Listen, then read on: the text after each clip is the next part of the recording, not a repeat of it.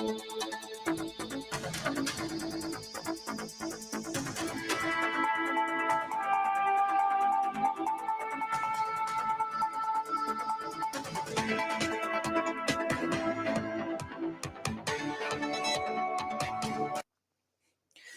a good evening to everyone who's joining us on tonight's edition of Wave News Extra. Here we are taking another look from our SkyTrack network, enjoying that downtown skyline and the random car horn there. If anyone else heard that, let me know. Just making sure that the sound is making sense on our end, but enjoyed a nice quiet night and discussing, of course, fall temperatures. Take a look at this drop down here, already in the mid 60s. Going to enjoy discussing that tonight with the storm tracking team and Chief Meteorologist Kevin Harded and the team, breaking all of that down for you all. As always, we appreciate you joining us to spend some time and unpack the day's biggest stories here inside the Wave Now studio. I'm Jose Sosaya. We've got a lot to go over with you tonight, so let's jump right into it. An update that came in this afternoon, and a story, of course, that, from the very beginning when it all happened out in 2020 and all the subsequent investigations, indictments, and everything that's played out forward, we now know a former LMPD officer is expected to report to federal prison today. In fact, we've learned that at last check, we believe what we're waiting to confirm is what exact facility for the sentence that would be for Brett Hankison. If you remember, last November, found guilty of violating Breonna Taylor's civil rights using excessive force, entering her home on a search warrant. She died in the raid. Now, Hankison did not shoot her, but did fire his gun 10 times into the apartment through a sliding glass door. Some bullets went through a neighboring apartment, almost hitting people inside. A judge ruled that he'd have to report to prison today instead of what his attorneys were arguing on his behalf was a later report date by 60 to 90 days. And he said to serve 33 months behind bars, according to that sentence. In another update, a Kentucky sheriff has resigned after his third DUI arrest in less than 2 years. This is Robertson County now former Sheriff Terry Gray, who stepped down. This is confirmed by not just Gray's attorney, but by Governor Andy Beshear.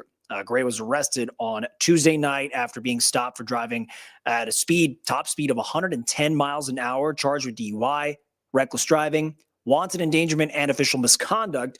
Governor Beshear addressed Gray's resignation in his Team Kentucky update earlier today. The difference is he had another DUI. He was on his period of monitoring from the court. Certainly the three together present a significant case for habitual drunkenness, which is mentioned within the statute and is defined under law. I think the first two, it would have been really challenging under the law as it's been interpreted throughout Kentucky's history if a removal had later been challenged in the courts. But this will be the second sheriff that I've demanded a resignation from and received a resignation from. Gray is scheduled to appear in court regarding these charges Monday morning in nearby Mason County Court. In another update, a man who police say was driving under the influence on the Gene Snyder when he caused a Labor Day crash where a 12-year-old girl was killed and her mother was hurt may have his bond conditions changed. Waiting to see what plays out with that. But Ronaldo Gill still faces a charge of murder, DUI, and assault. This crash happened in September. Again, Labor Day on Gene Snyder. 12-year-old Jada Smith died.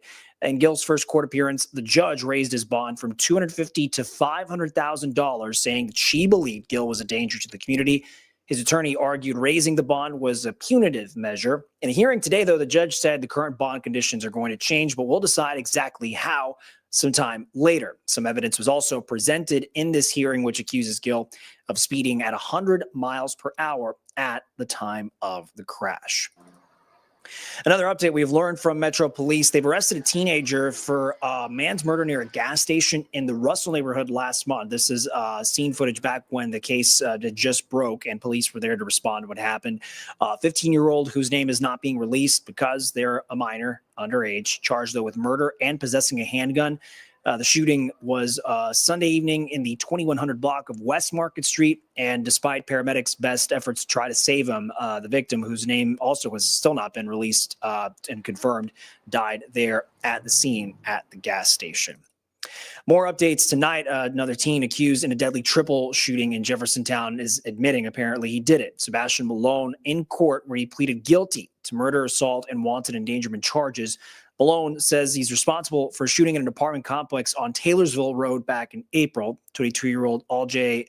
Williams killed 2 other women, were seriously hurt. In this plea deal, Malone faces 25 years in prison without probation. His formal sentencing is set for December.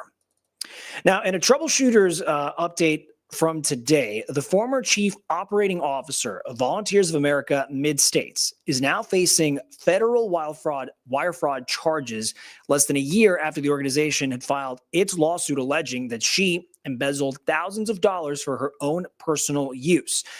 Thanks to our troubleshooters team here with Arlena Noakes. But according to the charging documents, federal prosecutors believe Tiffany Cole Hall defrauded the VOA of more than $115,000 over 5 years. She faces exactly 6 counts of wire fraud. Prosecutors say Hall used the organization's American Express and PNC credit cards for personal purchases from November 2017 to December 2022.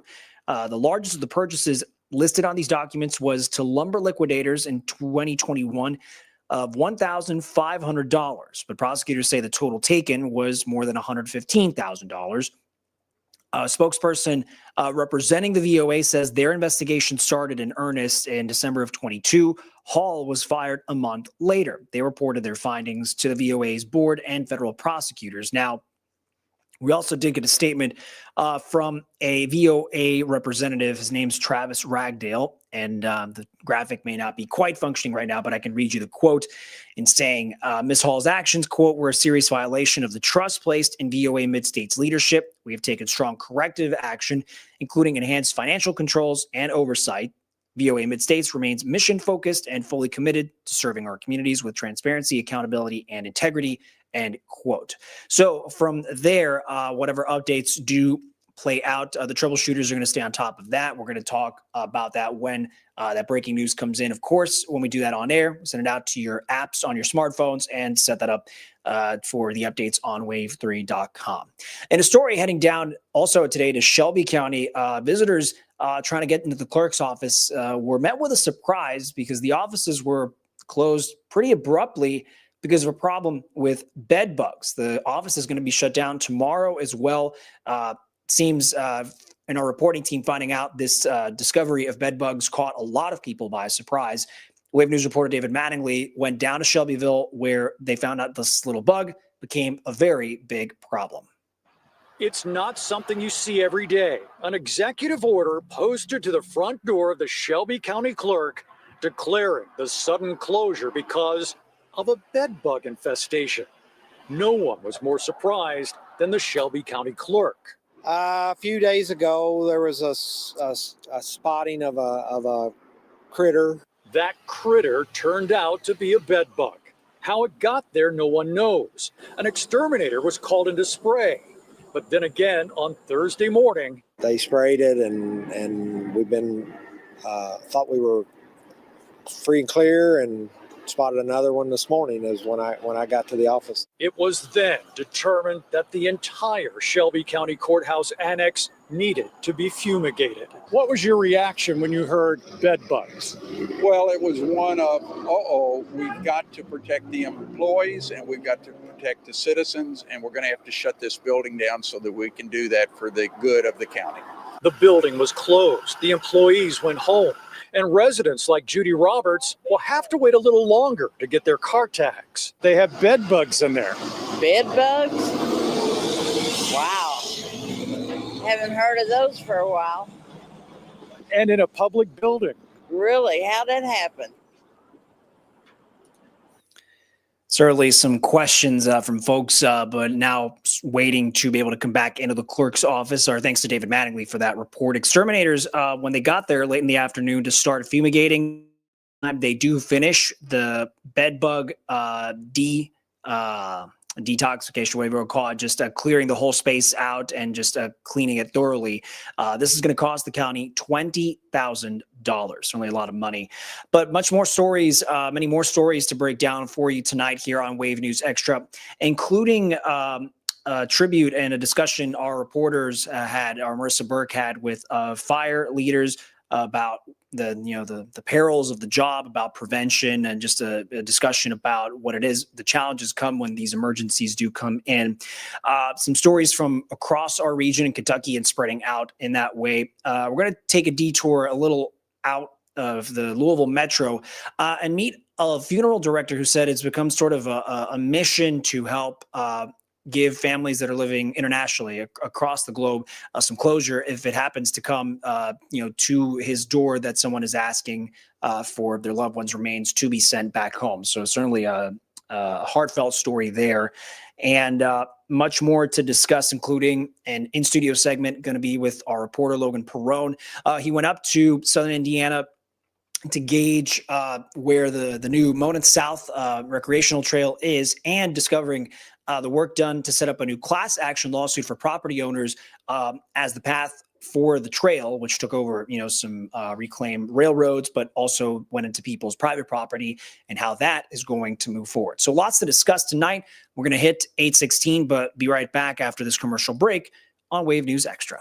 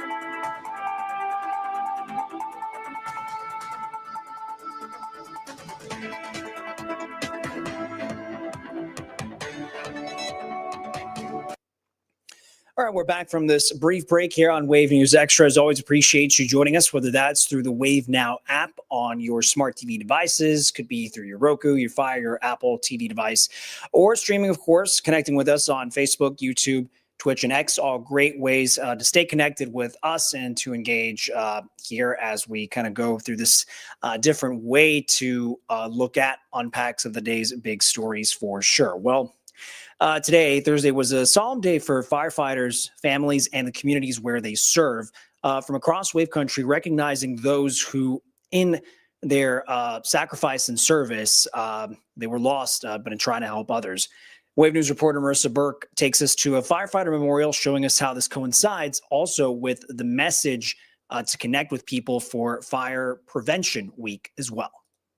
Firefighters come from different walks of life and share a common purpose, serving the community. For some, the call to serve comes with a price. We lose over 100 firefighters in this country every year. One of the biggest killers is actually cancer because of all the toxins that we're exposed to, all of the things that we do in our career. The Firefighter Memorial is a reminder of the sacrifices they make to keep communities safe. We're just regular people. We're somebody's brother or son or dad or mom. And it's nice on a day like today that the public does remember that we have, we're not robots. We have families, and we do want to go home to somebody every day. The memorial is also a way to honor the lives and legacies of those who have died. My brother passed away in 2017 from occupational cancer, and he's a lot of the reason that I'm on this job. You know, I followed in his footsteps getting on the fire department. The firefighter memorial service coincides with Fire Prevention Week. Officials want people to always know their exits, test fire evacuation plans, and to always be aware of potential risk. This year's focus is lithium-ion batteries, a common item found in phones, laptops, electric scooters, and cars. If there's ever any damage to that battery casing, get it serviced by a professional, because once that damage happens, that exposes to many potential problems. And even with your smaller electronics, make sure that any of the chargers that you utilize, anything else that you utilize in conjunction with that, is the proper one, because if it's not, they can get what's called thermal runaway and they can start fires. No Louisville firefighters are being added to the memorial this year. Earlier this month, 9 Kentucky firefighters who died in the line of duty in 2024 were honored at a memorial service in Frankfort. Marissa Burke, Wave News. All right, thanks, Marissa, for that report. We're looking across our region for some news, and this was word of a public school actually in Cincinnati working on a resource to support kids in need in their community. School leaders say more than 300 students don't have a place to sleep at night, so they're working on something to help them keep up with their education as best as they can. So what the public school has decided to do is opening a sleep lot, 12 spaces approved for families to park their cars and sleep with all-night security and supplies to give them some privacy and some bathroom access. They're also close to some other nearby resources to help with food if they needed, clothes if they needed, finding a job and connection, network connections in that way, or if someone else in the family is able to work. Right now, the leaders in the school knows this is not a permanent solution, just more of a tool to try and bridge that struggle that they're doing or that they're having to go through right now, and just as a means to support them in this small way. We always say that if students' basic needs aren't being met, that they're not in a position to learn. And so when our children come to school tired and hungry and don't have access to, the ability to take a shower or get ready for school with clean clothing, it does impact learning. This is going to be the first lot like this in Ohio, as an example, based on similar setups that were studied out on the West Coast. This is the first school district also apparently like it, trying this program. It's funded through grants. They wanted to open in the spring, but they're always looking for donations to also help with some other projects like it. Coming back to Kentucky, the Perry County School Board says it's accepting some bids to purchase their own school buses. They're accepting sealed bids for 6 of the vehicles. They say the buses are going to be sold as they are, and that the eventual future owner will be responsible for removing the buses from school property. They say the sealed bids are due tomorrow at 10 in the morning. Their office hours start just a little earlier at 8. Potential buyers could schedule viewings or get additional information. There's a number to call if you are inclined to interest to want to buy this. It is 606-439-5815. Again, for the Perry County Board to put a bid on a bus is 606-439-5815. An update now to a story that's actually gained some national attention, and it's something we've discussed here on Wave News Extra when sort of word happened about this, the story of Ronald Exantis with Logan Tipton. So now Ronald Exantis, you saw a picture there. It's a more recent mugshot because he's back in custody. If you remember the story dating back to 2015, he was convicted for a crime in the stabbing death of a Kentucky boy, Logan Tipton, but he was released early from prison because of a legal loophole. And Exantis is now apparently back in custody in Marion County, Florida. He was supposed to serve out a supervised release down there. But officials, they hadn't released exactly where he went. However, Florida's Attorney General says that when officers did arrest him, it was in Marion County, around 35 miles south of Gainesville. So the new charge is for failing to register as a convicted felon. An arrest warrant indicates he was told he needed to register and even sign documents showing that he understood So this was around 4:39 this afternoon. According to the law in Florida, convicted felons have to register with a local sheriff within 48 hours of entering any county in the state. Florida probation and parole confirmed that he got there on Monday. Exantis is actually now waiting to be extradited back to Kentucky. And whatever comes of that, because of the story now that's gained so much attention, we'll certainly be checking in to see which county he goes back to, what facility, how the parole board, involved in the story, has any authority, or leverage to see what it could respond. But as I said, story with certainly now the eyes of a lot of people in national news. Whatever comes once Exantis is brought back to Kentucky will certainly be something that we will update for you here on Wave News on air, on the website, and of course on the free app. So coming back here into the studio, in recent years, some numbers have shown Kentucky has become home for an increasing number of immigrants coming from many different places.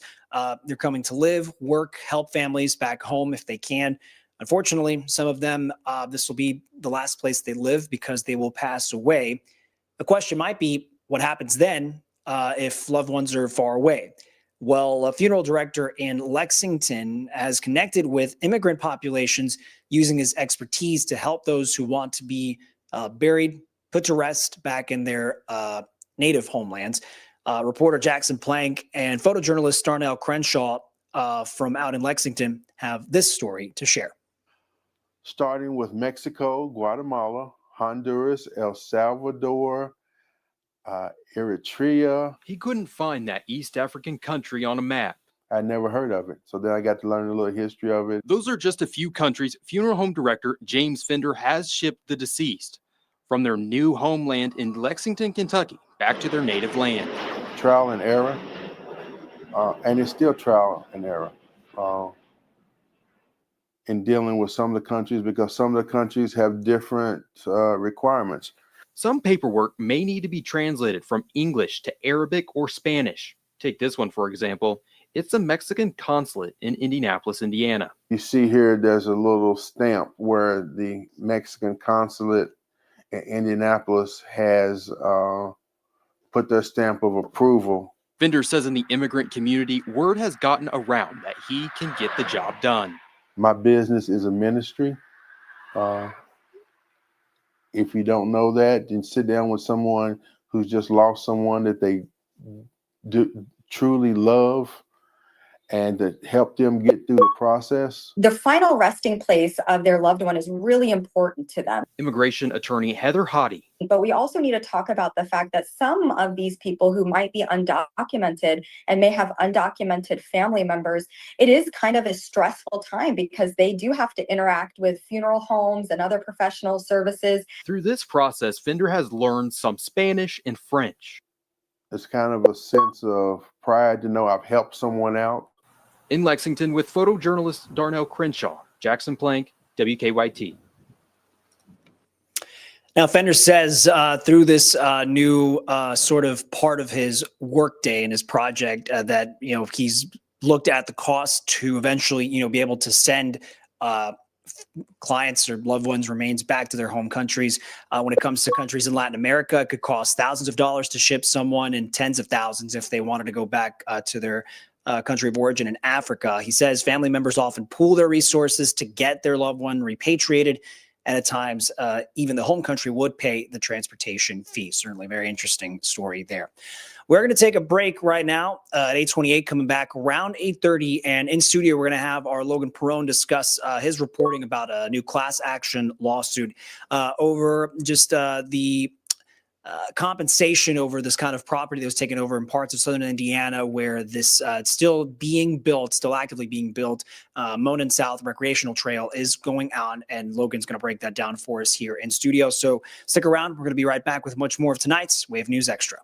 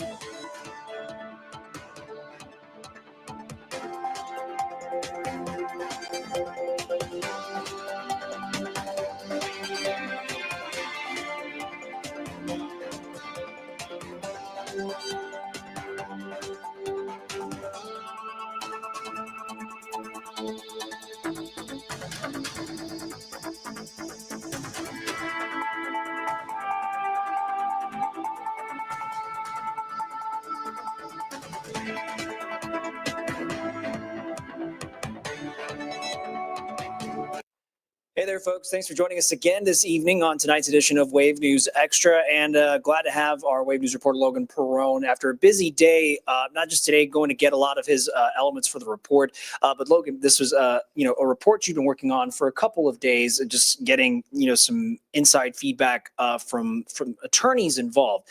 And you're going to take us to the place. This is out in southern Indiana, and a pretty wide stretch of land. It's pretty gorgeous kind of countryside trail. For those of you familiar, I'm going to say, I don't know if it's Manon South Trail. I'll defer to you all, and I can take the education there. But Logan's been doing the story. But in essence, the situation, Logan, where folks now very much leisurely, casually using much of that trail. It covers a lot of land. But where it's situated and kind of the path it does take, we're talking about how it sort of butts up against private property. And now this sort of, confrontation, or let's say now this situation brings people into a courtroom for them to decide, private property owners, you should know what was going on to kind of get this project done, right? Yes. So here's the backstory behind this, guys. So the Monon, I've heard it pronounced a few different ways. We're going to go with Monon here, folks. The Monon South Trail, it runs through New Albany. That's part of the new construction, but all the way to Mitchell, Indiana. It covers multiple counties. It stretches more than 60 miles. It is an old rail trail. So a lot of these over the last, handful of years across the U.S. has been kind of something that's been popularized. You take an old railroad system that's no longer in use, that's just sitting abandoned, but has the potential to, be an asset in the community. So what federally can be done is the land can be converted to a trail. So in this case, again, the old rail trail goes through towns like Borden, New Peak, and Mitchell. There's a few that it goes through, Salem. And what it does is it provides people a walking path, a biking path, a hiking path that connects these small little towns. So it's really unique. It's, again, really beautiful when you're out there. And, I was out in Borden today. I was able to go out and see it. And it's just one of those things where you take the land. However, it does butt up against private property. Again, it's a 60-mile stretch. It's a long piece of trail. And so what you ended up having with is in 2018, when this was announced, that's when the taking of land began to happen. So what you had happen was private property on the easement of the railroad was getting taken by the federal government to put in this rail trail. There's a certain act that allows for that to happen. And when that happens, the landowners aren't always necessarily notified. They don't know that this is going on. And so what ends up happening, Jose, is you have a situation where landowners are eligible to receive money for the property that is taken, but they don't always know that, one, this is happening, two, that they're eligible for it. The notification system isn't all that great. And so what I was able to do is I was able to meet with folks at Lewis Bryce. It's a law firm out of St. Louis. They specialize in this kind of rail trail litigation. So what they'll do is they'll go out on behalf of the landowners, of the people that have the potential to get paid for this, and they will try to file class action lawsuits. And so in this case, it is a class action lawsuit that was approved. The class has been created that automatically puts affected property owners in.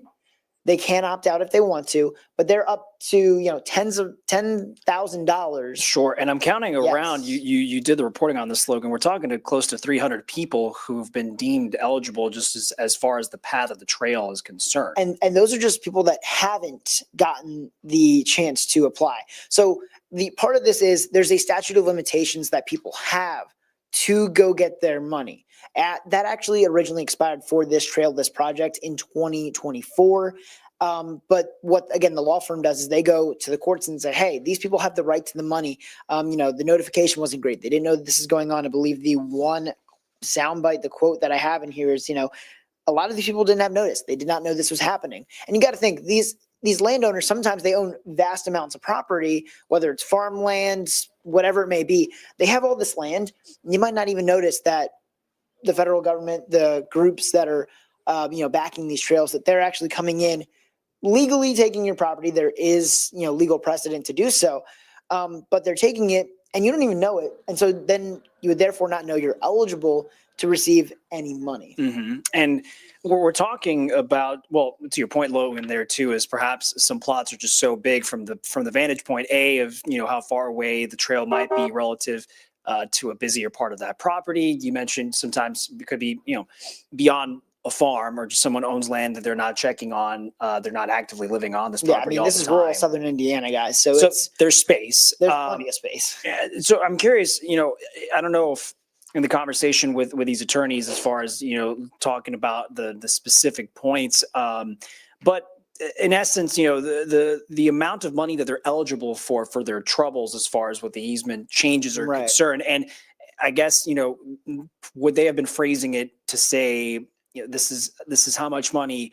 Maybe it may not pay for sort of all the contingency plans you'd want to do to kind of, adjust your own property, but it's something better than nothing, perhaps. Yeah. So I put it this way, Mm-hmm. Say I'm a property owner, I just own anything. Say I own this pen. If someone took this pen from me, I would want to be compensated for the pen. Yes, it might be a small thing that's in my hand, insignificant in the grand scheme of things, but you got to remember, this is hypothetically my property. Federal government's coming in, they're saying, Jose's the federal government. Right. Jose takes So it. grabbing this pen, but it has some value. It has value. Although it's just, And I'm sure. yes. I don't know if the attorneys or the property owners would argue that maybe they'd like to fight that the property that was, I guess, carved out for the project was of a little more, monetary value. So essentially here, whether it's like a slight little easement or it's some sort of, like a large stretch. So like I was actually looking at one piece of the property that butts up to the rail trail by Boarding Community Park, I believe it's called. Yes. I gotta make sure I'm not getting that wrong. I was looking at it, I'm like, that is a large field. That is not a, small piece of land. That's about half a mile's worth of easement that was taken from whoever that property owner was. I don't know if they got paid for it specifically. Again, you're talking a couple hundred people in a 60 some mile stretch. Mm-hmm. Now, the thing you gotta note here is that they're upwards of $10,000 on the table for these people. And again, so this goes to court. Ultimately, then the law firm, the courts, they decide how much exactly each individual person, each individual property owner would get. But, you're looking at a significant amount of money, thousands, if not 10,000, I believe is the cap. $10,000 is the cap. So, you're looking at a lot of money on the table for people. And again, I'm not, I'm not an economist, but in this economy, it's not a bad thing to have an extra $1,000 in your pocket. As far as like for the sake of keeping and maintaining your property's value, I'm sure that's what they'd want to maintain. Yeah. I'm curious, Logan, and perhaps folks are thinking of this. Maybe they're joining us tonight, and who knows if they might qualify. I'm sure there's the mechanism for them to reach out to attorneys to discuss what those next steps are. But as far as here they are, and perhaps now we do have more people being aware of what happened. They the initial notice wasn't there. Right. But through communication, maybe they understand they're eligible. Is there a timeline for how fast or how slow this is going to play out for compensation? And not to say, it's not that like any of this would change the outline of the trail project per se. Like you went out there, it's built, it is ready for just the average person average person to use Yeah. and enjoy. And we saw, and you were out there to see people actively using it. And I'll make sure to point out some of that in the video. But regardless, as far as the timeline for the property owners or even for the attorneys, that they discussed how fast or slow that thing's going to move? So yeah, essentially this will be a streamlined process at this point. They're going to take this case to court. The likelihood is that yes, since the class is created, this will end up ultimately being paid out to the owners. Because again, you got to remember, they are entitled to get paid for the property that was theirs, that was seized by the federal government. Now, and I also want to point out here, as Jose had mentioned, this is not going to impact any future work on the trail. This isn't going to impact necessarily, how the trail is maintained moving forward. The money that is going to be paid out to these owners is from the federal government, which is separate from the economic group that's leading this project. It's not affiliated with the county. It's not affiliated with the towns that it goes through. It is from the federal government because this was a federal act that was used to seize and get the work started and get this rail trail approved. Again, ultimately, the people that I talked to two bikers and, one person off camera who was with his two granddaughters roller skating today. They said to me, look, this is a community asset. We want to have this in our community. It connects our small little communities, this nice little corridor here between Mitchell and all the way down to New Albany. Mm-hmm. It's a good thing for the community. But you got to imagine, look, as the attorney we talked to, she said, look, people, they're for it. There are people that are against it, these landowners. At the end of the day, the thing they have in common is they want to be compensated for the land that they lost. As far as when they could see that money, you're going to be looking at about a year is what they said. They hope that payments start to go through without a year, and they hope that that's a relatively streamlined process. And for those that are eligible, so again, this is something that's a class action. You're automatically put into the class if you're eligible. It's an opt-out. You'd have to reach out to the attorneys and say you want to opt out. But the attorneys did say within the next year or so, they want to get those payments out to people. And I will be with this story on wave3.com. It's probably already up by the time you're watching this, folks. You will have a way to reach out. I'll have an email out as well as a phone number to the law firm to where, hey, if you think you're eligible, you're not sure, you can check in to see if you've already gotten paid. I mean, if you didn't get paid and you're eligible, great opportunity for you to understand, hey, this was your property. You have a right to be compensated when the federal government comes in and seizes it, even if it's for a good cause like this. So definitely something for our folks, out in Southern Indiana to just pay attention to, be mindful to, and especially as this construction continues, because this is going on in New Albany right now. It's going to be connecting I believe the Greenway Trail. I was wanting to ask you where the next step in is, because it's, the vision is there. It's just that, it's not all 100% fully done. Yeah. So, and again, that's kind of separate from this lawsuit. Again, the lawsuit's just making sure that the people who had the land taken get their fair share for what their land was worth. But yeah, the trail itself still under construction. It's paved in Borden where we were out today, but it's still under construction in places like New Albany, where it'll be a complete connection between Southern Indiana down in New Albany by the river here in our metro, all the way up to Mitchell, which I'll be quite frank, I haven't been there, but now I got a way to take the Shoe Leather Express to, so might as well try it out myself. It's a very, it's as the crows kind of path where you can just cut through and get to that point from A to B quickly. I'm curious, Logan, then, because I asked this question because if we know construction's not 100% done, then wherever this happens, if there is more land to have carved out and be seized, then I don't know if, the attorneys in this firm think that if the class is going to extend based on geographic location. I'm just curious based off of how much more work there is to do. And then ultimately, if we end up finding out that there are other property or landowners that, we didn't get this notice in our little part of Floyd County or wherever this is going on. And so therefore we'd like to, go to the court to seek some of that compensation as well. I'm just curious. So my understanding is that, again, everyone that is eligible will get a notice from the lawyers, Lewis Bryce, that's the firm, again, out of St. Louis, that's representing it. And they've fought cases like this. I think they said they have about a few dozen at this point that they're fighting. And that's the current ones, not just the ones that have been already settled and have been paid out to people across the country. Because these rail trails, they pop up all over the country. In fact, one of the bikers we were talking to today, he was like, I've seen them out west. I've seen them in Indianapolis, out in Terre Haute, out in Western Indiana. There are all these places where these are already happening. And this is, there's established precedent for how this works. So my understanding, Jose, would be that ultimately at the end of the day, when this project continues, this will set the precedent that, hey, the federal government is going to owe the people they take land from for this project will get paid out. Okay. As a reminder, Logan, different ways for folks to connect with you is obviously, you spend the time taking care of these reports and checking the information, reaching out to folks. What are those ways that they can reach out to you? By the way, it's for Logan, it's for every one of our Wave News team, but of course, Logan has his channels and his addresses you can connect with him on there.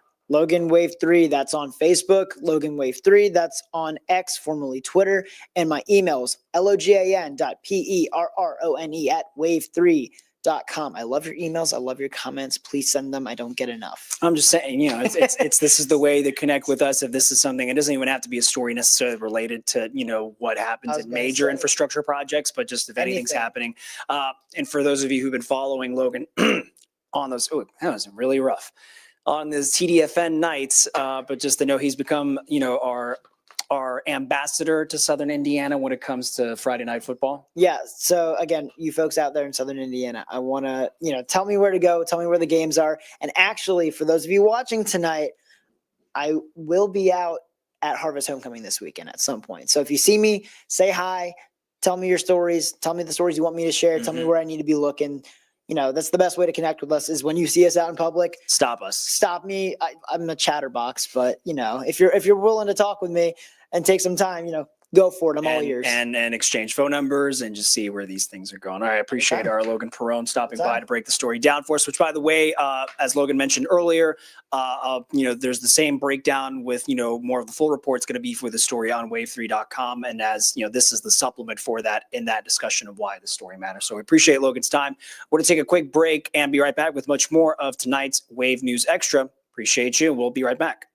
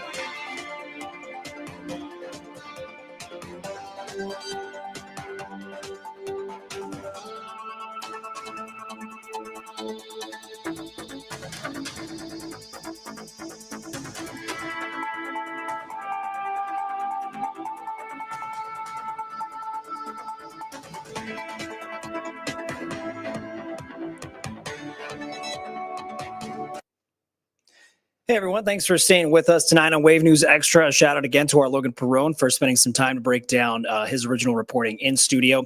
Take a look at some of this video we're showing you from Bardstown Police. They want your help to find the people who they say broke into a storage unit. So these are the suspects and the truck they're looking for. This happened around 9:30 in the morning on October 1st. The department officers say this is a vehicle used in burglary. It looks like a blue Ford F-250 pickup with a flatbed pulling the trailer. No visible tags, at least based on the angles from the security camera that you can see, but police say they believe there was a man driving this pickup with a woman in the passenger seat. So if you have any information, you're asked to call police. More happening in Kentucky. A group of lawmakers says it sat down to talk about the impact of AI in the Commonwealth. And so this is the Artificial Intelligence Task Force discussing a wide range of topics, but one that emerged and was kind of referred to often was the use of AI chatbots as far as mental and behavioral health. The chatbots, some have said it's a promising solution because they're affordable, easily accessible on smartphones. They can be offered in different languages. And so supporters argue these features could make them useful, especially in places where there are not enough human mental health professionals where people can access them. Critics, on the contrary, say they need guardrails, especially when it comes to data collection. AI is not a licensed professional and does not protect the public. Unlike a licensed mental health professional, AI chatbots cannot recognize nonverbal cues, cannot escalate when a client is in crisis, and cannot be held accountable for harm. And yet these tools are being promoted and used in mental health settings across the country. So this meeting for the task force comes as a growing number of children are engaging online and using chatbots to get personal advice, even emotional support. The goal, though, from task force and partners involved is to make recommendations for state-level action on best protecting children who would interact with this software.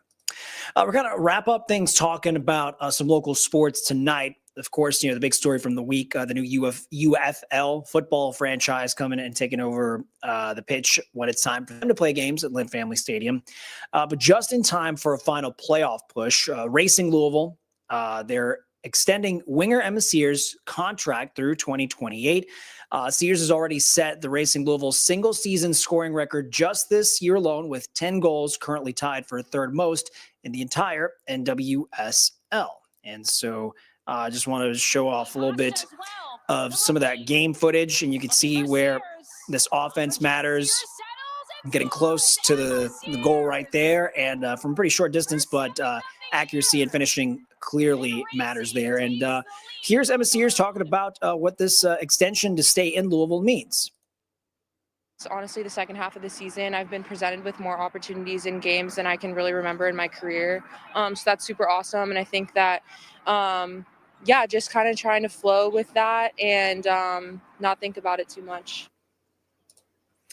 So not trying to think too much, but staying on offense, and Racing Louisville pushing to make the playoffs for the first time in the club's history. There are only 3 more games left in the regular season, and that includes tomorrow night's home game. Wave Sunrise meteorologist Tawana Andrews sat down to talk to Racing's Ellie Jean before Friday's critical match. Short option. Sonis, return to her. Back pose, header, yes! Ellie Jean! It was like slow motion for me. Like I saw it go off my head, and then I saw it go into the net. And yeah, I think it was a bit like of a culmination of like all the hard work that I've done to get to this point and have this opportunity. And it was like, oh my God, like it's coming to fruition, kind of. A defender doesn't often score goals, but Racing Louisville's Ellie Jean did so in spectacular fashion against the Utah Royals earlier this season. It's the first goal I've scored in this league, so that was really fun too. Like all the things seem to like come together.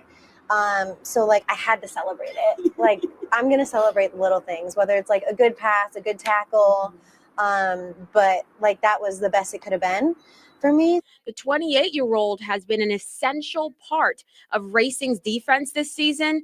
After re-signing in August, she will remain with the team through 2028. So this will be like the longest I've played professionally in one location, which is really exciting and fun for some stability, but also really weird. Like every few years, we're usually moving. So it's nice to have some stability and some roots. As Racing continues its push for the playoffs, the Connecticut native sees the drive in herself and teammates. We've been quite honest with each other when things haven't been great. And I think at those turning points is when we've really started to level up and get the second edge and get the second wave that we've needed to produce results in this league. So yeah, it's been really fun. And I think like we're surprising ourselves a bit. The team needs one more win to secure that playoff spot. And Jean says it goes beyond self-belief at this point in the season. Last year, we talked a lot about believing that we could contend with these teams that are top 5, top 6. And this year, I feel like we're just like, you know what, screw it. Like, we are one of those teams. And sometimes that's like how you have to do it. Tawana Andrew, Wave News.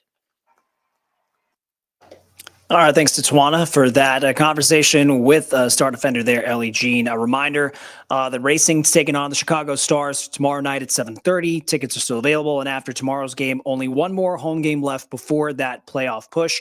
If you want to watch Tawana's extended interview with Ellie Jean, you can always check it out here on our website, wave3.com. Scroll and put in that keyword search. It'll certainly take you there. Here we are at the homepage, of course, updates when we do get them, and especially whenever, example, crashes on interstates, that's going to create a huge traffic headache. And seeing how long these closures would last, and then to see just how soon that traffic would reopen. It's there to be updated there on our, thanks to our digital team. All the stories happening across, our community, our region, and extended beyond, all there for you to peruse in all the different sections there on the wave3.com homepage. And as a reminder, great ways to stay connected with us. You obviously might be connected to the Wave Now app on your TV or your smart devices from home, and when you're streaming here on social media. Same applies, reaching out by email and downloading the free apps for news, and the Wave Weather Now app, also a great resource in that regard as well.